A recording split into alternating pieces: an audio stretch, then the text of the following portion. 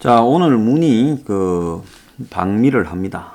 자, 문이 오늘 가가지고 이 반도체와 백신을 교환하고 그리고 이제 더 나아가서 한국에 이 글로벌 백신 허브 기지를 만든다. 뭐 이런 것들을 가져올 거고 또 미국의 한미일 정상회담을 이렇게 밀어붙여 가지고 그 대가로 북한과 미국 간의 직접적인 트럼프식 대화를 끌어내려고 하는 것이 그의 목표다. 이렇게 봐야 될 겁니다. 그리고 이제 갔다 오면 그 재미는 삼성의 이재용이 이제 사면당했다고 이제 그렇게 보도가 나올지 모릅니다. 사면당했다라는 건 그야말로 문이 이 일을 풀어가는 과정에서 이재용은 가만히 앉아서 사면으로 유도된 부분이 있죠.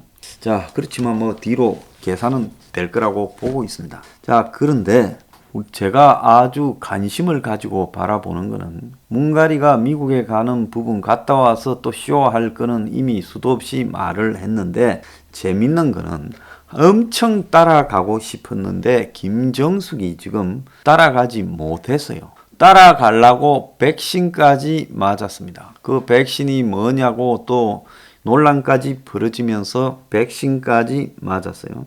어쩌면 뭐 미국 가서 입으려고 옷도 새로 맞췄는지 모르죠. 2017년에 문가리가 대통령이 되고 정숙이 미국에 갈 때 동행했을 때 방미 기간에 아주 다양한 한복과 또 한복과 비슷한 퓨전 의상과 또 소품 등을 이렇게 착용했었습니다. 그래서 이번에 이 미국에 가가지고 임기 말에 또 한번 여사 퍼레이드를 해야 되는데 제가 볼 때는 뭔가 문제가 좀 생겨서 못 따라가는 걸로 결론이 난 것 같습니다.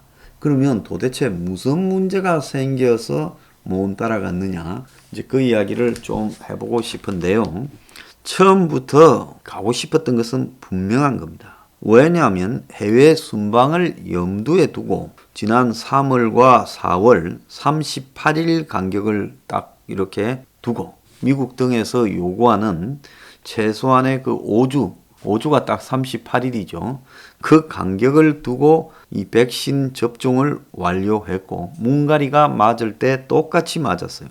그런데 이 정숙이 못 가게 된 이유가 뭔가? 자, 거기에는 이제 G7 회담도 이 염두에 뒀겠죠. 그러니까 5월 한미 정상회담, 6월 G7 두 개를 염두에 두고 지금 1, 2차 접종 기간을 고려해 3월에 1차 맞았던 겁니다. 그런데 한미 양국이 지난 4월 16일 새벽에 5월 달에 정상회담을 개최한다고 발표했어요.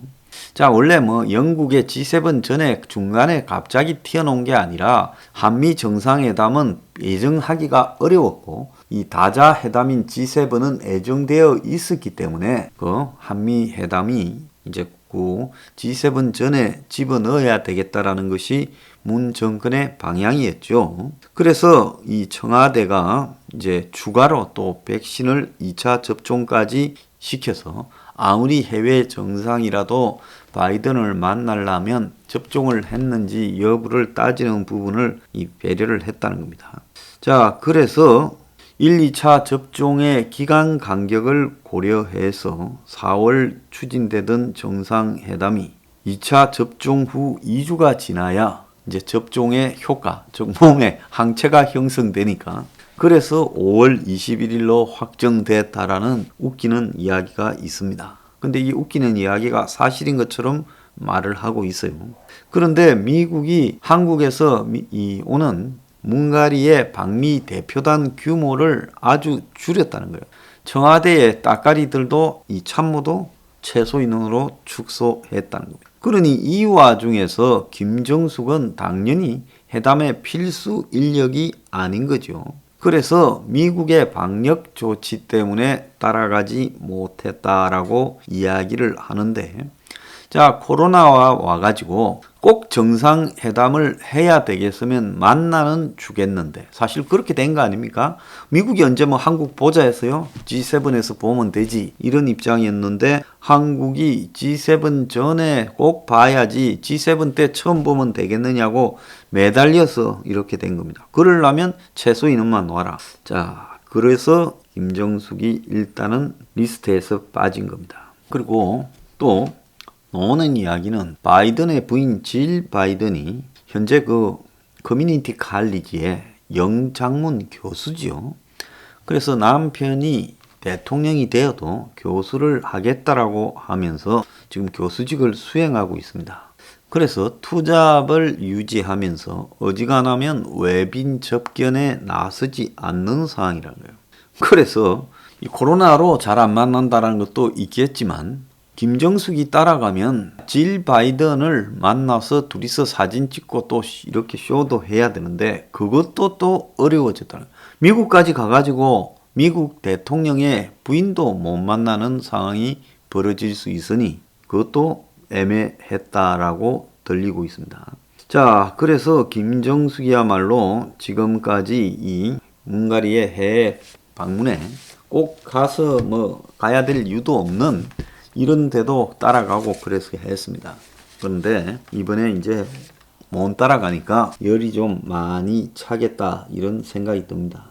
자, 근데 오늘 헝가리의 방미를 둘러싸고 BBC 백신 공조, BBC라는 게 바이오 배터리 반도체 칩 백신 공조 첫발이다. 중국 견제 쿼드 협력이 변수다라고 이야기를 하고 미국이 백신을 해외 지원하겠다고 헝가리 가기 전에 말을 한 부분을 이 백신 서합 청신호다 이렇게 말을 하고 있습니다. 자, 헝가리는 이 SK의 아틀란타 배터리 공장에도 방문한다 그러지요. 혼자 가겠죠. 그래서 현지 백신 기업과 면담도 검토하고 있는데 아직 잡히지가 않은 것 같아요. 아니 뭐 돈 주고 사면 되는데 뭐 하려고 면담하냐 지금 그렇게 말을 하고 있는 것 같고 20일 오후 미국 시간으로 예정돼 있는 하원 의장 펠로시 등 지도부와의 간담회에서 한국의 이 북한 인권 문제에 대한 이야기가 나올 수가 있고요. 미국은 한국이 중국 포위 그리고 또 중국에 대한 군사적 동맹 이런 부분의 역할 확대와 일본과의 쓸데없는 트러블 등을 없앨 것을 요구하고 있는 상황에서 과연 헝가리가 이런 부분들을 얼마나 해낼 수 있겠느냐. 아직도 헝가리는 싱가포르 선언으로 미국을 되돌리겠다. 종전 선언을 갖다가 시키겠다.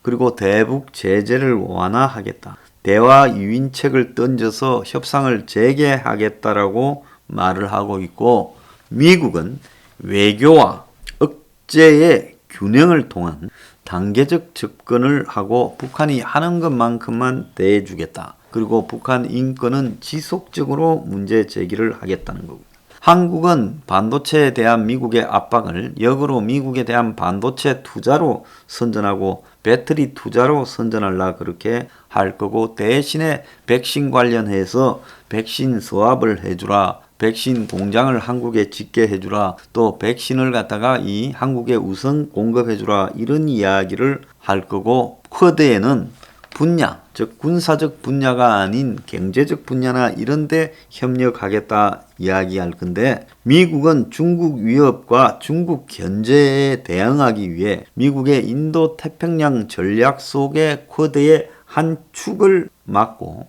주한미군이나 동맹과 관련되는 부분 이런 부분에 불편한 일이 없도록 해라. 이렇게 할 거라고 보입니다. 자, 미국의 백신을 갖다가 한 6천만 개 공유하겠다라는 거는요. 중국과 러시아가 자기 나라에 가까운 그런 제3세계 국가들에게 준다니까 그거 의식해서 하는 것이지 이번에 한국의 무슨 백신 보릿고개 해소 위한 부분이다라고 말을 하는 것은 이야기가 되지 않고요. 그야말로 지금 코로나로 깊은 상처가 생긴 나라에 일회용 반창고 정도 주는 수준밖에 안 된다는 겁니다. 그런데 백신 수합으로 상당량을 추가 확보하겠다고 이 말을 하고 있는데 이거는 황당한 이야기라고 보고 있습니다. 바이든이 해외로 보낼 거라고 말한 2천만 회의 접종, 우선 한 6천 개 보내는데 그 중에 한 2천만 회는 아시아 다른 나라 거다. 한국하고는 관련이 없다라고도 지금 이야기를 하고 있습니다. 자, 그런데요. 지금 미국이 한국에 대해서 한국도 나름 전략을 짜가지고 미국에 접근하겠지만 미국도 한국에 대해 크대에 무슨 분가의 참여 정도가 아니라 정식으로 참여라고 이야기도 할 수 있고 또 중국과 관련되는 부분에 입장을 표명하자라고 이야기도 할 수 있어요.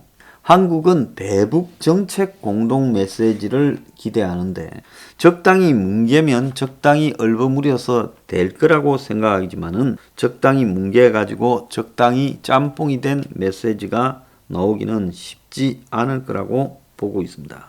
이번 문가리의 이 방미로 이제 이재용이 석방의 명분을 거의 얻은 것 같습니다. 제가 그렇게 생각한다는 게 아니라 한국의 현실에서 이제 결국은 미국의 반도체 공장을 정설하는 것도 이재용이, 그리고 미국에서 백신을 지금 가져와서 한국에서 글로벌 허브 생산 기지로서 만드는 것도 삼성바이오, 삼성전자니까 결국은 이재용을 풀어줘야 일이 좀 스토리가 맞지 않겠냐. 지금 그렇게 진행될 걸로 보입니다.